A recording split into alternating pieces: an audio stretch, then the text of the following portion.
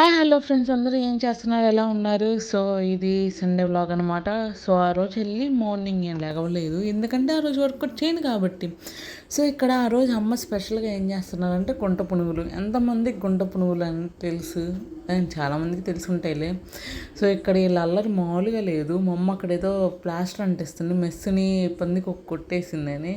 వీళ్ళే మేము అంటిస్తానా అని మేము అంటిస్తాం అని గోల గోల. సండే కదా, ఇంకా ఆ రోజు ఇంటికాడ ఉన్నారు, ఇంక మండే నుంచి కాలేజీకి వెళ్ళాలి కదా. ఇక్కడైతే ఏం చెబుతున్నా అంటే వ్లాగ్ కోసం వెయిటింగ్, అంటే ఎలా కొట్టుకున్నాము ఏం చేసామని చూడటానికి. ఈ బొమ్మలు ఎంతమందికి తెలుసు, అంటే ఎంతమందికి ఇష్టం ఉంటుంది? నాకైతే చిన్నప్పుడు ఇలాంటివి చాలా కొనేదాన్ని. నేనైతే చాలా సేఫ్గా దాచుకునేదాన్ని. నా ఫ్రెండ్స్ కానీ ఎవరైనా వస్తే వాటికి బెజ్జాలు పెట్టి పాడు చేసేవాళ్ళు.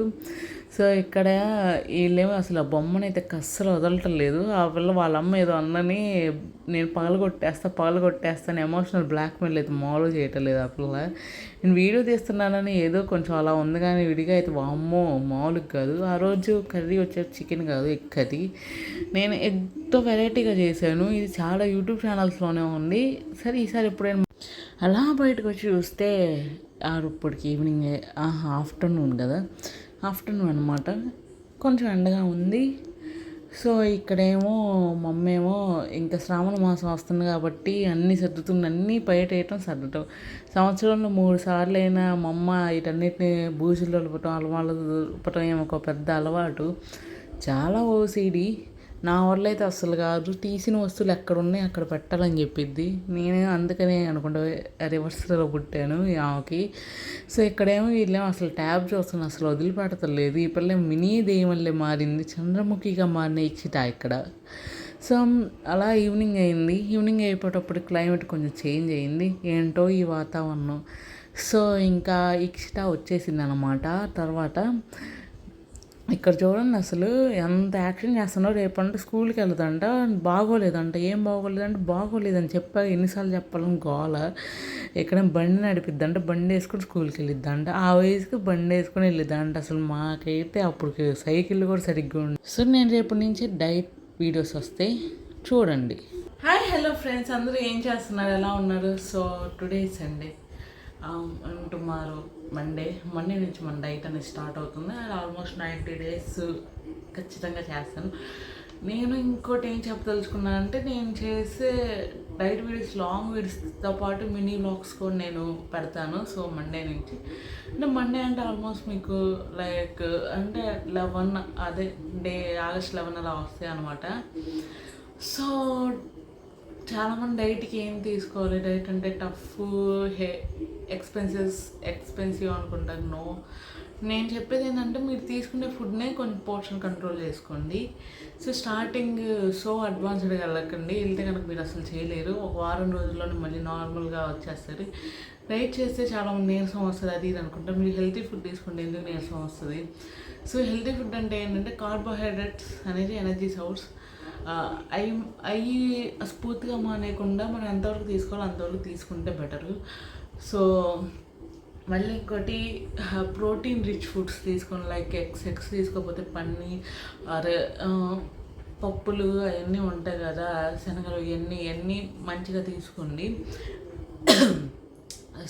నేనైతే 6 days a week అంటే almost 5 to 6 days a week workout చేయడానికి చేస్తాను. ఇందులో 2 or 3 days రన్నింగ్ ఉంటుంది. రన్నింగ్ నేను టార్గెట్ అయితే 5 kilometers అనుకుంటాను.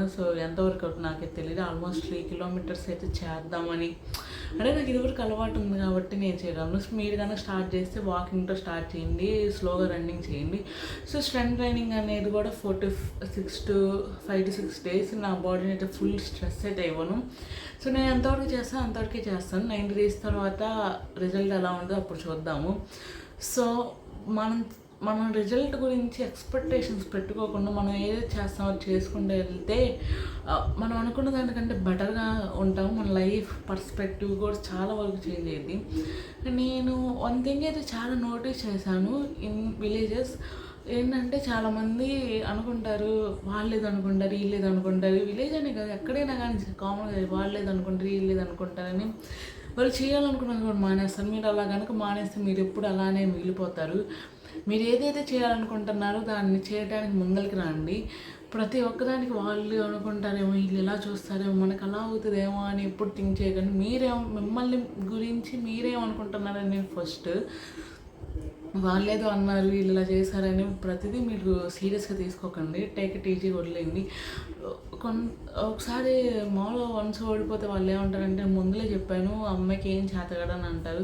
సరే వన్స్ గెలిస్తే నేను ఎప్పుడూ ఆలోచించాను ఈ అమ్మాయి ఏదైనా చేసిద్ది అంటారు. అలాంటి వాళ్ళు మనకు అవసరమా? నిజంగా ఉండేవాళ్ళు అనుకుంటే మీతో మీరు ఓడిపోయినా గెలిచినా కానీ అరే నేనున్నాను అని వెనకమాల ఉండి సపోర్ట్ చేస్తారు. మీరు పడిపోయిన చోట కొంచెం హ్యాండ్ ఇస్తారు, మీరు లెగండి ఇలా చేయండి అని. ఒకవేళ సక్సెస్ అయినా కానీ మిమ్మల్ని మీరుగానే ట్రీట్ చేస్తారు. సో అలాంటి వాళ్ళు ఉంటే లైఫ్ చాలా బాగుంటుంది. పక్కన వాళ్ళు ఏమనుకుంటున్నారు ఆలోచించే కంటే నా లైఫ్లో అయితే అలా ఉండేవాళ్ళు చాలా అంటే చాలా రేర్గా ఉంటారు. సో నేను వాళ్ళ కోసం వీళ్ళ కోసం అయితే నేను ఎప్పుడూ ఎదురు చూడలేదు. నేను చేయాలనుకుంటే నేను చేస్తాను. నా మనసులో నా గురించి నేనే ఆలోచించుకుంటాను. ముందు నేను దాని గురించి థింక్ చేస్తాను. నెక్స్ట్ ఎవరేమనుకుంటున్నా కానీ పర్లేదు. సో నేను హ్యాపీగా ఉండడానికి చూసుకుంటాను. పక్కన వాళ్ళందరినీ హ్యాపీ చేయాలంటే ముందు మీరు హ్యాపీగా ఉండాలి. సో నేను రేపటి నుంచి అయితే కంటిన్యూగా వ్లాగ్స్ మామూలుగా ఇప్పటికీ కంటిన్యూగా వస్తాయి. రేపటి నుంచి డైరెక్ట్ వ్లాగ్స్ అయితే కంపల్సరీగా వస్తాయి. దాంట్లో ఏదో ఒక రెసిపీ షూట్ చేయడానికి ట్రై చేస్తాను, మీ అందరికి ఉపయోగపడేలా. చాలామంది అనుకుంటారు లావుగా ఉన్నోళ్ళు, సన్నగా ఉన్నోళ్ళు లైఫ్ బాగుంటుంది అనుకుంటారు. సో సన్నగా ఉన్నోళ్ళు లావుగా ఉన్నోళ్ళు అలా ఉంటే బాగుంటుంది అనుకుంటారు. సో నేనైతే ఒకటి చెప్తాను. ఒక కథ ఉంటుంది, నెమ్మలు చూసి కాకి కంపేర్ చేసుకుంటుందంట. హంస అది హంసను చూసి కాకి కంపేర్ చేసుకుంటాను అంటారు. సో ఎవరి లైఫ్లో ఏది ఎలా ఇస్తే బాగుంటుందని దేవుడు ముందర డిజైన్ చేసి పెట్టారు. మీరు దానికోసం ట్రై చేయండి. పక్కన వాళ్ళ గురించి ఆలోచిస్తే మనం అక్కడే ఉండిపోతాం. మిమ్మల్ని మీ గురించి మీరు ఆలోచించండి. మీ ప్రోగ్రెస్ని మీరు చూసి ఆనందించండి. సో మిమ్మల్ని మీరుగా హ్యాపీగా ట్రీట్ చేసుకోవడం చూసుకోండి. నేను చెప్పేది ఒకటే, చాలామంది I don't have friends, I don't have money, I don't have supportive family అంటారు. So that's wrong. మిమ్మల్ని మీరుగా చూసుకునేటప్పుడు, మిమ్మల్ని మీరుగా ప్రోత్సహించుకునేటప్పుడు ఇవన్నీ మనకు అవసరం లేదు. నేను ఫస్ట్లో చాలా బాధపడేదాన్ని నాకు ఎవరు లేరని. సో రాను అలవాటు అయ్యండి, ఎలోన్గా ఉంటాము. నేను ఒక్కదాన్ని నన్ను నేను ఎలా మోటివేట్ చేసుకోవాలని, నేను ఒక్కదాన్ని నన్ను నేను ఎలా పుష్ చేసుకోవాలని, ఎలా చేయాలని ఎవరు నాకు సలహాలు అయితే అడ్వైస్ చేస్తే చాలా రేర్గా ఇస్తారు. సో నన్ను నేను మోటివేట్ చేసుకుంటా, నన్ను నేను సెట్ బ్యాక్ చేసుకుంటా, నన్ను నేను మళ్ళీ ప్రోత్సహించుకొని వల్ల అవుతుందని ముందరికి వెళ్తాను. సో నా లైఫ్ అయితే అలా ఉంటుంది. అందరికీ అన్నీ ఉండాలని ఉండదు కదా రూలు. సో బీయింగ్ హ్యాపీగా ఉండండి. సో రేపు నుంచి మన వర్కౌట్ ప్లాన్ అయితే ఖచ్చితంగా వస్తుంది, workout and diet plan. So హోప్ లోగ్ అయితే ఎక్కడితో ఎండ్ చేస్తున్నాను. Okay guys, bye.